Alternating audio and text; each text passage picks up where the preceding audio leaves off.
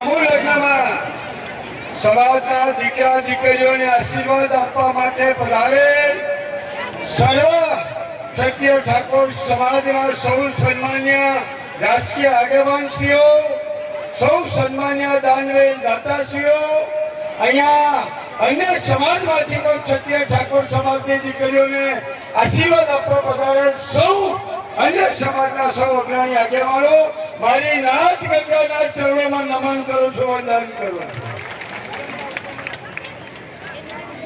પેલું જોજો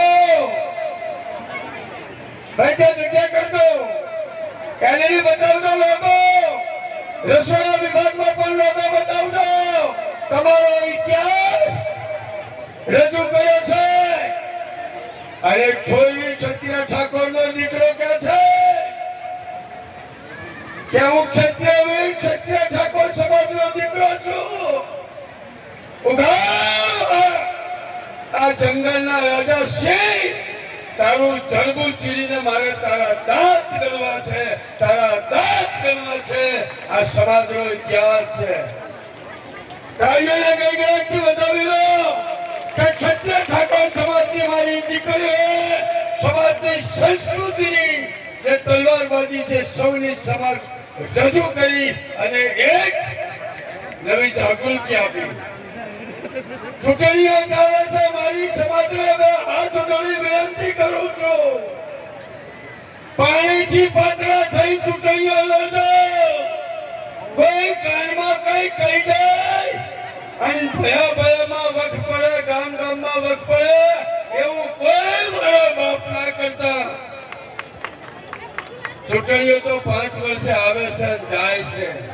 મારો સમાજ અકબંધ રહેવો જોઈએ, મારો સમાજ શિક્ષિત બનવો જોઈએ, મારો સમાજ સંગઠિત બનવો જોઈએ.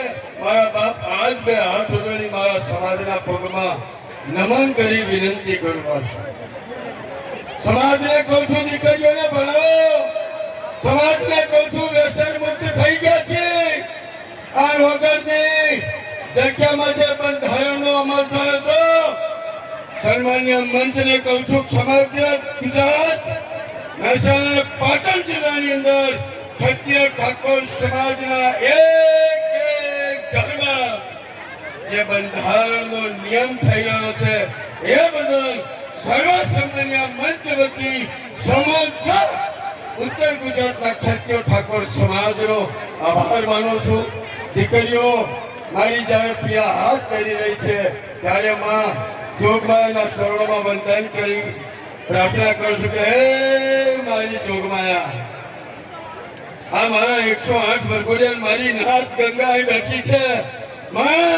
મારી 116 મારી દીકરી દીકરો કે મારો ઠાકોર સમાજનો કોઈ પણ દીકરો ધંધા અર્થે દેશ કે વિદેશમાં જાય, મારી દીકરી દેશ કે વિદેશમાં જાય, માં 5 ડગલા મોરથી એના રખો પકડજો, એના રખો પકડજો.